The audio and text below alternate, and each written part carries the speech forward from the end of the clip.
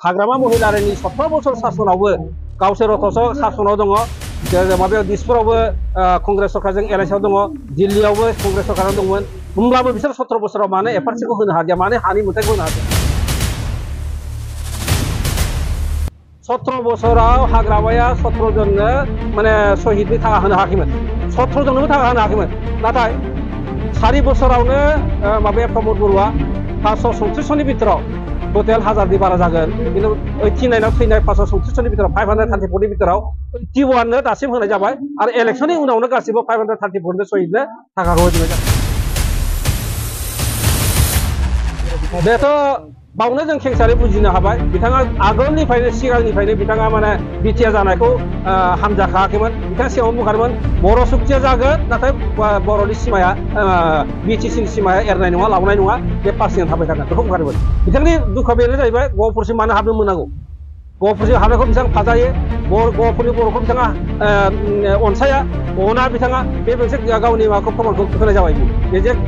गहपुरनि थाखाय सुथुरथा गावनो खालामदों जों बिथांखौ बरायदोंमोन नाथाय बिथाङा गावनो बरायजाया आरो बिथाङा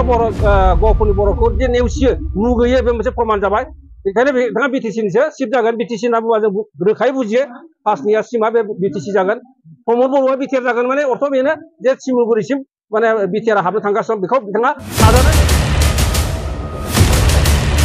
खावलायो बयखौबो रायजो राजाखौ जे जोङो खुनु खारनावनो नांगोलनि सावगारियाव जोङो भट होनो नाङा बर'फ्रा जुदि माबादोंबा आरोखि असे जुदि बर'नि फिसाबा बे असे बर' बिमानि जुदि फिसा उजिदोंबा बेयो मालाबाबो जाहाथे नांगोलनि सावगारियाव भट होआ आं बेखौ गुरैयै रायजो राजाखौ खावलायो आरो जों हाब्रां गिसि गानाय बायदि ओरैबायदि माने गिसि गायै गायै गायै टटेल बोथोरै बुंनो थाङोबा दा बिपिएफआव लांदांसो जानो थांगासिनो आरोखि दा हारसिङै हाग्रामानि अनगायै रावबो थानायब्ला बिसोरनि इन्टेलेक्सुयेलफ्रा गासिबो माबाजोब्बाय ओंखारबोजोब्बाय बे अबे अर्थयै बुंदों बे जाहैबाय आंनि बुजिनायावथ' मोनसे इलेक्सन मोनसे केम्पेइन बियो केम्पेइना बेनो जे बिसोरनि अबस्थाया गाज्रि जानायखाय सिङाव सनस्रा जानायखाय बेबायदियै रायजो राजाखौ मटिभेट खालामनो माने वास खालामनो थाखाय सेस्था खालामगासिनो आरोखि बोरैहाय माने जोंनि जे पार्टिया मोनसे शक्तिशालि बेखौ खोन्था नागिरदों आसलते बिजाथिखौथ' दासिम रावबो फोसावथ'वाखै फोसावनो मोनामोन बिथांमोनहा बायसर फोसावबाय फोसावनायनि अर्थ'खौ आं बुजिनाय बादिब्ला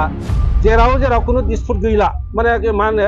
दावराव दावसि गैया डिमान्ड गैया बे जायगाखौ बिथांमोना सेलेक्ट खालामखाबाय थारमाने बिथांमोननि नैबेखौ रोखा बुजायखाबाय 22टा समष्टियाव बिथांमोनहा दाबिदारानो गैया रावबो गैया आरोखि बिजाथि होनो गोनां गैया आरोखि बेखायनो बिथांमोनहा बायसरखौ आगथिया भाबै माने डिक्लेयार जाबाय बेवहाय बिथांमोना जासिनासो होनो गोनां जादों दं आरोखि बाखिखिनिया जेनेबा नियम बायदियै लाखिथ'दों आरोखि बेवहायबो बिसोर माने आंनि बुजिनायावथ' माखासे समष्टियाव केन्डिडेटखौ नागिरना मोनबावाखै बिसोरो माखासेखौ डिक्लेयार होनो हाजोबाखै 22टा समष्टियाव बेवहाय खुनु माबा गैया बेवहाय प्रतिद्वन्दी गैया टिकेट बिग्रा गैया बेखायनो बिथांमोना आगथिया फोसावखादों आरो 18टा समष्टियाव बिथांमोना माने दरदामसो खानो गोनां जादों जे जोंनि टिकेटखौ लानानै गेलेफै होननानै इउपिपिएलनि बेलायाव दासिमबो माने केन्डिडेट डिक्लेयार होनो हायाखै हायैनि खारना जाहैबाय मोनफ्रोमबो समष्टियावनो 4-5 केन्डिडेट दं मानोना जि दला शक्तिशालि बेवहाय केन्डिडेटआ बारा जायो दाबिया बारा जायो बेनिखायनो माने बेवहाय दासिमबो माने केन्डिडेटखौ फाइनाल खालामनो हाथ'वाखै हागोन थाबैनो बे मीमांसा जागोन कास्टमाबो केन्डिडेट जानो नागिरदों नामा बिथांनिफ्राय केन्डिडेट जानो बिसोरखौ कास्टमखौथ'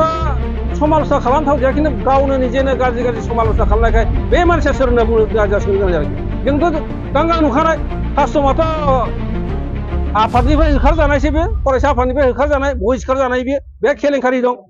जेखौ बुंथावनामोन जोङो केलेंकारि थानाय मानसिया दिनै गलाघाटनि मानसिया बहाय मा केम्पेइन खालामफैदों लासिंसिंनो दिनै बिटिआर हाबफैनानै लाजिया फांजियानो मा बुजिदों बियो मेसिन बादि बाथ्रा बुंफैलायबायदों बियो गोदान सोरावनो बेबायदि जों दिन थांनो हाया आरो मोनसे खोथा मोनसे समाव बुंदोंमोन बियो 40टाल' समस्या थागोन होननानै एकदम जाथिखौ ब्लेकमेल खालामगासिनो दङ जेराव माने माबाया एमअएसआव रोखायो 60टा समष्टि लिरनाय दंखायो आरो 60टा समष्टि जानो थांगासिनो दं 60टानि बिथोराव 54 समष्टिया इलेक्सन जागोन ओमफ्राय 6टा समष्टिया नमिनेटेड जागोन आरो माने थ्र' रायजोफोर गभर्नरनि जुगै बे जागोन आरो थिखादारसो गासिबो जुदि खालामनो नागिरजोबोब्ला समाजखौ गुबुंले खालामजोबनो नागिरबा आसनिया बेसेबां दं बिथांमोनाव थिखादार जाजोबोबा नङा होमबा आसनिया बेसेबां आरब डलार बिसोर आसनि दं बिसोरनाव गासैखौबो कर्मिफोरखौ जुदि थिखादार खालामोब्ला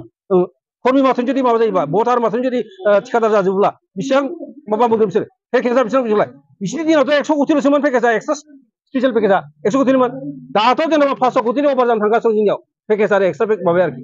आरो अन्यान्य डिपार्टमेन्टनिफ्राय फैनाय स्किमफोर अनेक दङ दा जेराव बे समावनो बियो खामानिखौ आबुं मावजोबनो हायाखै बिटिआरआ जौगाखांनायखौ मावनो हायाखै बे थिखादार माने मा बुजायो थिखादारखौ जानांगौ जों जानाङा होनना बुङाखि जाग्राफ्रा जाग्राखै गासैखौबो थिखादार खालामनांगौ होनना बुङोबा नोंनि परिबेसा मोनसे समाजनि परिबेसानो माखासे गोमाना थांगोन सोलोंथाइनि परिबेस माबानि परिबेस मोनसे संस्कारानो गोमाना थांगोन आरोखि बेखौ गासिबो थिखादार जानो हाया आंखौ समर्थन होआ नोंथाङा बुंनो सानदों नामा बेखौ इलेक्सननि थाखाय खालायदों फुराफुरि इलेक्सननि थाखाय माबानाय बे इलेक्सनसो जानला मोनला बामसाव बिसोर गोब्रामबाय आसलते टटेलि गोब्रामबाय बिसोर जेबो गैलिया दा संसार जाजोब्बाय गावसोरनिफ्राय ओंखारबोजोब्बाय इन्टेलेक्सुयेल मानसि गैला खुनु मोनसे मोजां बाथ्रा बुंग्रा मानसि गैला बेखायनो बिसोर गोब्राबलाबायनानै जा जेखौ मोनो बेखौनो बाथ्रा बुंलाबायनानै बिसोर माने मानसिफोरखौ आवनाय माबादों आवनाय होदों नागिरो आरोखि